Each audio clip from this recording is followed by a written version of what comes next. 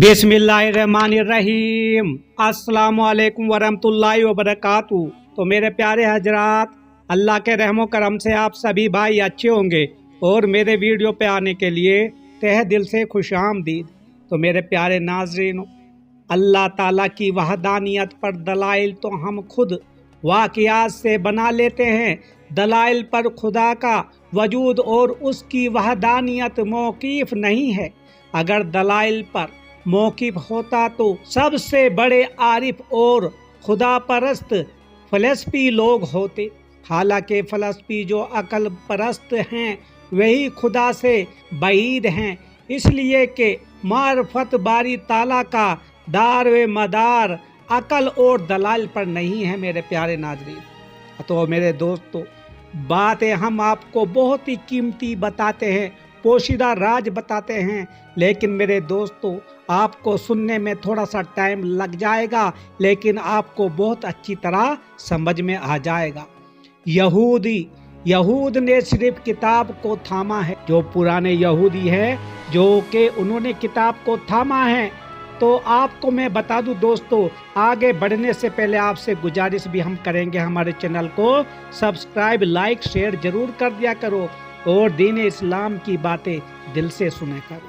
उससे आपको आखिरत भी और जिंदगी भी आपकी बदल जाएगी। तो यहूद की उम्मत एक इल्मी उम्मत है, उनको तौरात दी गई थी, लेकिन उन्होंने शख्सियतों से इज्तनाब किया, अंबिया अलैहिस्सलाम से वाबस्तगी को कम किया, उनकी तौहीन की, उनको कत्ल किया और कहा कि हम भी आदमी वो भी आदमी, किताब अल्लाह हमारे लिए काफ़ी है।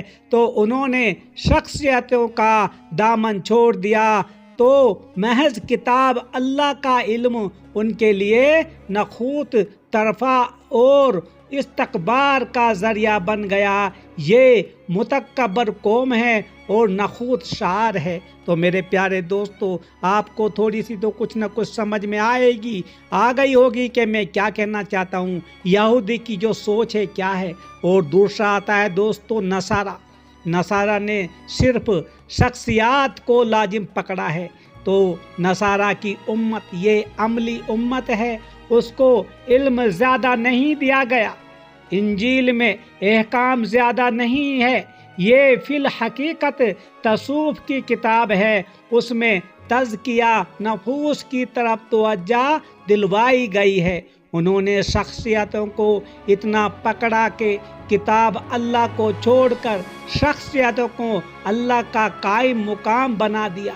उस दर्जे शख्सियतों का दामन पकड़ा कि फिर झुकते झुकते जिल्लत नफ्स पैदा हो गई और शिर्क में गिरफ्तार हो गए। और दोस्तों, बुत परस्ती का उनमें ऐसे आलम था, कोई किसी बुत को पूजने लगा और कोई किसी बुत को, और इस तरह से वो पूजते। तो मेरे दोस्तों, तो किताब और शख्सियत दोनों की ज़रूरत आपको समझ में आ जाएगी दोस्तों, अगर दिल से बैठोगे।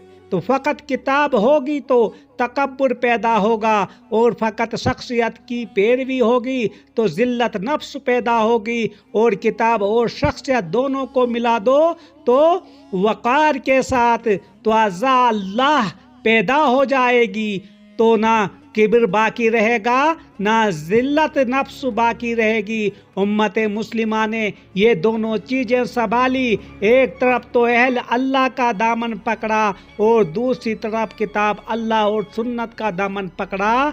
तो दोनों चीज़ों को मिलाकर चलते हैं तो वक़ार भी है, खुददारी भी है और तवाज़ा अल्लाह भी है। लेकिन दोस्तों, जो पहले कौमों के बारे में मैंने बताया, नसारा और यहूदी, उनका तो आपको समझ में आ गया, क्योंकि यहूदियों ने तो पैगंबरों को ही कत्ल करना शुरू कर दिया, पैगंबरों की बात ना सुनी। और नसारा ने उन पैगंबरों को छोड़ के दोस्तों अपना ही इल्म, अपनी ही शख्सियत, अपना ही सब कुछ उन्होंने थाम लिया और बुत परस्ती में ऐसे मशगूल हो गए, किसी और की पूजा ही करते लगे, इतने बुत परस्त थे वो लोग।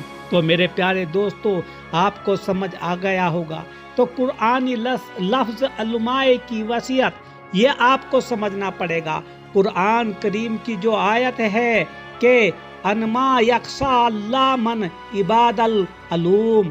उस आयत में हिसर कर दिया कि उलमाए ही अल्लाह से डरने वाले हैं, यानी खूब वे खशियत उन्हीं को कलूब में है। यहाँ उलमाए से मुराद सिर्फ उलमाए फ़क़ाही नहीं हैं जो जायज़ व नाजायज़ और हलाल व हराम के मसाइल से वाकिफ़ हों, बल्कि कुरान की इन निशानियों से वाकिफ़ हों जो ज़रूरियात ज़िंदगी के सिलसिले में दीनवी अलूम की तरफ तवज्जो दिलाते हैं। इसमें सितारों की तरफ भी तवज्जो दिलाई गई है, इसमें ज़मीन के मुख्फी अजाइबात की तरफ भी तवज्जो दिलाई गई है। कुरान पाक खुला वफ़ज़ा की तरफ भी तवज्जो दिलाता है और उनकी तरफ इशारात भी किए गए हैं और उन सब को मकसद भी दर हकीकत मार्फत इलाही और अल्लाह ताला को पहचानता है, इसलिए कि आसार को देख कर ही जी असर का पता चलता है। तो आयत कुरानिया की तकसीम आपको मैं बता दूं। कुरान करीम में 200 के करीब आयतें जिक्र की हैं, जिनमें अजाबियात कायनात का जिक्र किए हैं कि ज़मीनों से लेकर फिजाओं और आसमानों तक और ज़मीन की गहराइयों और आसमान की बुलंदियों में अजाइबात कुदरत फैले हुए हैं।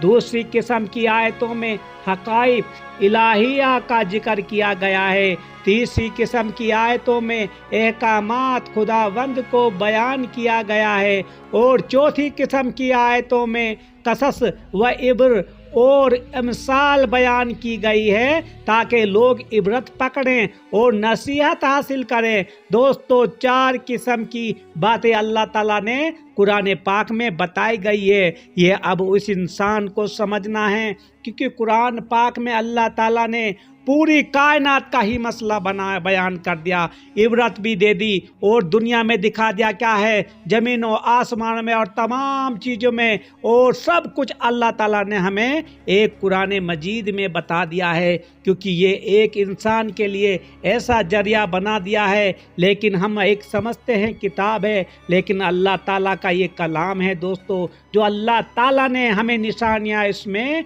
बताई गई हैं, नजात का रास्ता। और इरशाद फरमाया कि कुरान करीम का कहना है कि तुम अपने ईमान को मजबूत करो, ईमान को तासबात में दखल ना दो, ना शख्सियतों के तासबात को, ना रंग वे दो बोके तासबात को, ना ज़मीन के टुकड़ों के तासबात को, तो मेरे दोस्तों, और ना वतन और कौम के तासबात को सिर्फ एक अल्लाह ही पर भरोसा करो। एक नबी की बात को मानो कि उस दौर में सिर्फ उन्हीं के मानने में नजात मुकसर है, जिसका दौर और ज़माना होगा उसी के मानने पर नजात मौक़ूफ़ होगी। मेरे प्यारे दोस्तों, यही अल्लाह ताला हमें कुरान पाक में समझाता है।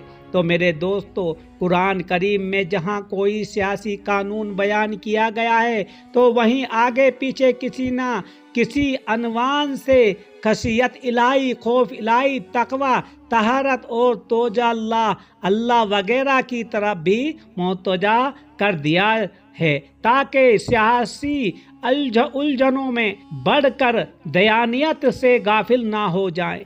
ऐसे ही जहाँ दियानात का कोई शोबा बयान किया गया है, वहीं कोई ना कोई सियासी धमकी और ताज़िब दुनिया व आखिरत की कोई ना कोई वईद भी सामने रख दी गई है, ताकि दयानात के अस्तगराक में सियासत से गफलत ना हो जाए। तो दोस्तों, कुरान करीम तमाम पिछली किताबों का मुहाफिज है।